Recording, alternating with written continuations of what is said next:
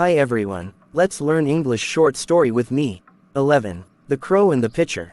In a spell of dry weather, when the birds could find very little to drink, a thirsty crow found a pitcher with a little water in it.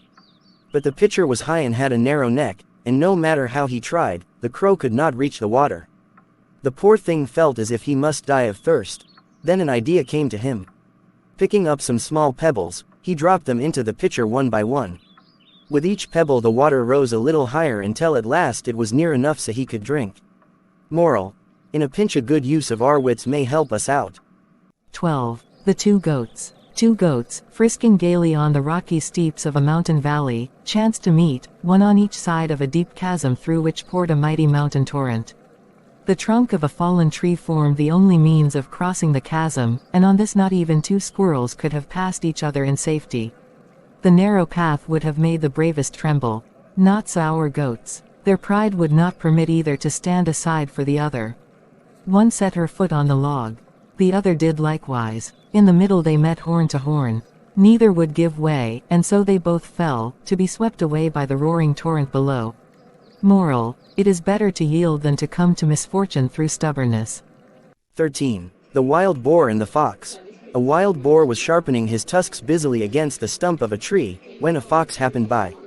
Now the fox was always looking for a chance to make fun of his neighbors. So he made a great show of looking anxiously about, as if in fear of some hidden enemy. But the boar kept right on with his work. "Why are you doing that?"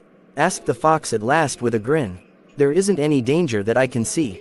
"True enough," replied the boar, "but when danger does come there will not be time for such work as this. My weapons will have to be ready for use then, or I shall suffer for it." Moral: preparedness for war is the best guarantee of peace. 14. The Heron. A heron was walking sedately along the bank of a stream, his eyes on the clear water, and his long neck and pointed bill ready to snap up a likely morsel for his breakfast. The clear water swarmed with fish, but Master Heron was hard to please that morning. "No small fry for me," he said. "Such scanty fare is not fit for a heron." Now a fine young perch swam near. "No indeed," said the heron. "I wouldn't even trouble to open my beak for anything like that." As the sun rose, the fish left the shallow water near the shore and swam below into the cool depths toward the middle. The heron saw no more fish, and very glad was he at last to breakfast on a tiny snail. Moral: do not be too hard to suit, or you may have to be content with the worst or with nothing at all. 15. The Fox and the Stork. The fox one day thought of a plan to amuse himself at the expense of the stork, at whose odd appearance he was always laughing. "You must come and dine with me today," he said to the stork, smiling to himself at the trick he was going to play. The stork gladly accepted the invitation and arrived in good time and with a very good appetite. For dinner the fox served soup. But it was set out in a very shallow dish, and all the stork could do was to wet the very tip of his bill. Not a drop of soup could he get. But the fox lapped it up easily, and, to increase the disappointment of the stork, made a great show of enjoyment.